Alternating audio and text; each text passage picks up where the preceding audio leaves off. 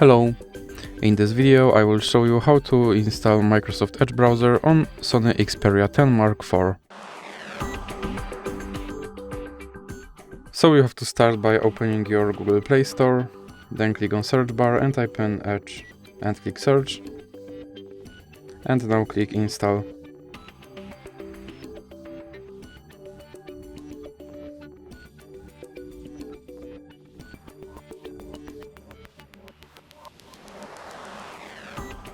Now you can click open.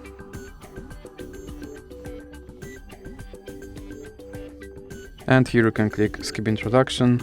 Now you can set this browser as your default browser, or you can click not now. Here you can customize your homepage, or you can click not now again. Now you can sign in to sync your data, or click not now.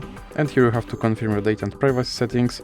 Now you can try out Copilot, or you can just click start browsing.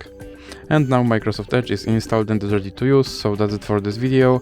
If you liked it, please remember to leave a like and subscribe.